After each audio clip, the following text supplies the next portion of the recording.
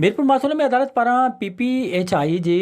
DM centre in charge doctor टिन डॉक्टरानी ऐं टिन security garden ख़िलाफ़ FIR दाख़िल करण जो हुकुम ॾिनो पियो। उबाड़ जे ॻोठ कादिरबख्श रेंज जे रवासी ग़ुलाम अली रेंज जी दरख़्वास्त ते थर्ड एडिशनल सेशन जज मीरपुर माथिलो अब्दुल सुमरो जी अदालत पारां PPHI घोटकी जे district manager Afzal Kolachi, PPHI Mirpur Mathelo जे MCHC incharge doctor Krishan Lal, lady doctor Sumera, ॿिनि अणसुञातल लेडी डॉक्टर ऐं टिनि अणसुञातल सिक्योरिटी गार्डन ख़िलाफ़ मीरपुर थाणे ते FIR दाख़िल करण जो हुकुम ॾिनो वियो आहे। अदालत में दरख़्वास्त गुज़ार मौक़िफ़ अख़्तियार कयो त ॼाणायल DM ऐं PPHI जे ॼाणायल डॉक्टरनि ग़फ़लत करे ॼाणी वाणी वहम में देर करे संदसि 25 वरनि जी नौजवान भेण आमना ज़ाल सोभारो रिंद खे क़तल कयो आहे। इन सिलसिले में राब्तो करण ते PPHI जे अॻूणे DM ऐं मौजूदा RD लाड़काणो अफज़ल कोलाची अवामी आवाज़ TV खे ॿुधायो त डॉक्टरनि ग़फ़लत न कई ऐं नई औरत जी डिलीवरी में का लेट थी हिकु दौर औरत खे वक़्त ते सेंटर न आंदो हो। हुनजो त केतिरी बि सचाई सां कमु कयो वञे, माण्हुनि पारां सिलो इहो ई मिलंदो आहे। विज़िट कयो अवामी आवाज़ मीडिया ग्रुप जी वेबसाइट awamiawaz.pk